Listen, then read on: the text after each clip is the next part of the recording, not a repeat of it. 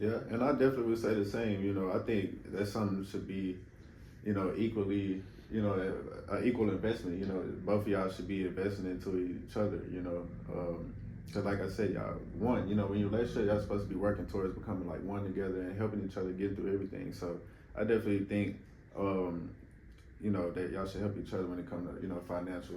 And you need to know that. Mm. You know what I'm saying? In your mind, you need to know she's just as vested in this as I am. Right. Yeah. If I'm the only one paying, you know, you start thinking she's just here for a free meal. You know, and as soon as she sees something better, she's gonna ride out of here. But if she's quick to the purse, and if something come up, you know, that you need her help, and she's quick to help you out, then that'll convince you more and more. I got the right one. This is the right one. You know, I'm not doing this by myself. You know, she's helping me. Like me and my wife. Most of the stuff we get fixed or whatever, cars at the house, whatever, I pay for. But if it's a large sum, you know, I'll tell my wife, and she's quick to invest with me. You know, if I say, well, you know, babe, we need this water heater, and the guy says it's gonna be $700, you know, and I really don't have $700, you know, right now. And she'll say, well, look, why don't we just do $350 a piece? And that's what you need. See, that's gonna take the burden off of me. It's gonna take the burden off of me, and we're gonna equally share it. But at the same time, we're getting the water heater fixed. Right. You know, but it's such a relief to know I'm not in this by myself. Definitely. If I really need some help, I feel very convinced that she got my back. Yeah, and that's good. I love to see that for sure. I kind of want to get a little deeper, like, into that question, because it makes me think about like independent women. Like, what do you think about independent women? Because I see a lot of that, like today, a lot of independent, you know, women. What do you think? It depends on how you can define that independence, because I want a woman to feel like she can stand on her own. She's strong enough to stand on her own, that kind of thing. But I want her to realize she's not on her own. Right. You know, so she'll still be respectful, submissive. You know, in the areas she need to be, because she realized she's not on her own, and she's not doing this by herself. And I do make a difference, as well as she makes a difference in my life. And whatever, see, this is the point when you know you with the right one, is you know you can make it by yourself, and she knows she can make it by herself. But y'all choose to make it together. Yeah, that's when you know you got the right one. Then, because I think me and my wife, both of us can agree, if push comes to shove, both of us got that mentality. We're gonna do what it takes to survive. But it's a whole lot easier, less stressful, better for the children, better for the whole culture environment if we work together. You know, and that way she got a little cheese in the bank, I got a little cheese in the bank. There's a little stress involved, you know, and we're surviving. We're making it happen. Yeah, that's what they say. Teamwork make the dream work. That's right, and that's absolutely right. Yeah. And you can do things together that you never can accomplish apart. I agree, for sure. We all need each other in a way, so we just gotta realize it, you know. What's something you wish I understood about your generation? I really wish you understood the price that was paid to get to where we're at. It didn't. The progress we made, our generation and me personally made, it didn't come easy. You know, it took some work, some getting up early, going to bed late, some giving your last. I remember days where once I got through giving y'all money, I ain't have no money. I would go to work and I had to borrow lunch money. You know, the sacrifices that were made on your behalf, I think y'all generation tend to take it a little lightly because you didn't have to go through it. Right. So it's like you spend money easier when it's somebody else's money, but when you actually have to work and earn that money, then you spend it with more discretion. Yeah. So I think the same common observation comes from your generation and mine. You'll walk a little lighter if you realize those steps were not all yours. The waves were made by more than you, you know, and that it's not as easy as you think it is. That's what I think. I think there's a part of you that think, if this don't work, I'll just do this.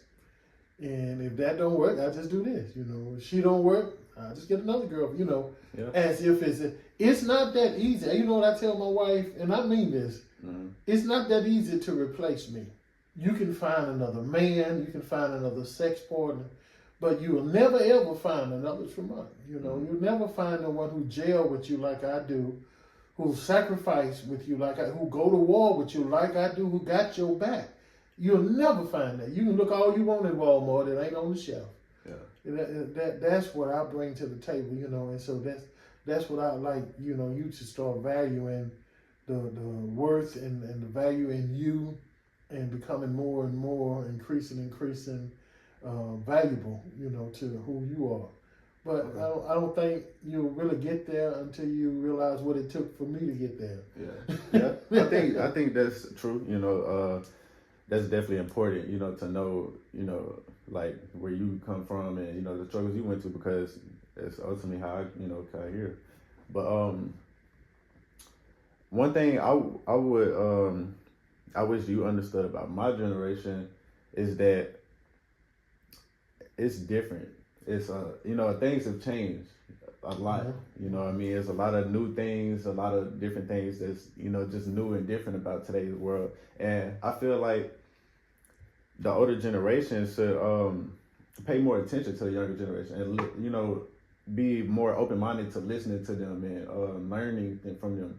I feel like the older generation feel like they can't learn from the younger generation, you know, because they're, you know, feel like they experienced everything already. They already been through it. They already know better. Like, it ain't nothing you can tell me because you know, you ain't been through nothing yet. You know, y'all got that kind of mindset. And I feel like y'all should be more open to learning, you know, certain things, just in certain areas. Because I feel like it's certain areas that we got, you know, more strength in than y'all, and y'all got, you know, certain areas that y'all have more strength in than us. And I remember when you was even preaching about that at church, you know, kind of how, I think it was Peter and John, you know, they were, I forgot who was older and who was younger, but I remember they were going to the tomb, you know, and one of them was too scared, but the other one, the older one, you know, went in first, and, you know, things like that. You know, it just shows how we need each other, you know, kind of thing. And I feel like that's what we need to focus more on rather than, you're absolutely right, and I think we do that way too much. You know, you get. I was watching an Oprah Winfrey show one day, and there were two twin boys, and their father was a homeless alcoholic, and the twin boys came up different. One of them became a homeless guy, and one of them became a doctor. And so Oprah Winfrey interviewed both of them, and she asked them what they think was the difference. The homeless person said, every day I went talk with my dad, and I understood what happened to my dad and why he was like he was, and it was some his fault, but it wasn't all his fault. But he was so smart and intelligent and had such a good personality. I couldn't wait till I got out of school so I could go be with my dad, and I wanted to be with my dad. The other guy said, I never got to know my dad, didn't want to know my dad because I felt like he didn't amount to nothing, and I wanted to do something with my life. So it's just a different perspectives, you know, you have like that, you know, and I don't agree with the perspective of I can't learn nothing from you, because I can. Yeah, I can. Now, I've had my days. I think we've all had our days where we didn't pay young folks much attention and consider what they had as valuable. But as we get older, you know, things will never change unless you look at the new and see what the young folk got to bring to the table. You know, older folks are comfortable, structural, foundational, and they don't want to take a chance in losing what they got because so many people depend on them. Young folks are brave, and they just go for it, you know, because they feel like if they did it once, they can do it again. And so they're not scared, you know. So you need both of those mentalities, you know, if you're going to be a person that take advantage of the new stuff that's out there. Otherwise, you're going to always be like you are. Definitely, that's very well said. The last question for this episode, I just want to say, I want to ask you, what's something, if there is something that you wish that you did differently, you know, around my age? Right now, I'm currently 21 years old, of course. So, around 21, you know, where were you at in life, and what were you doing, and do you wish you did anything differently at all? Well, I'm so thankful that life turned out the way it turned out. I met who I met, and I'm very happy with my life and my wife and children and all of that. But if it were possible, some people say they wouldn't change a thing because even in failure, you still can learn something.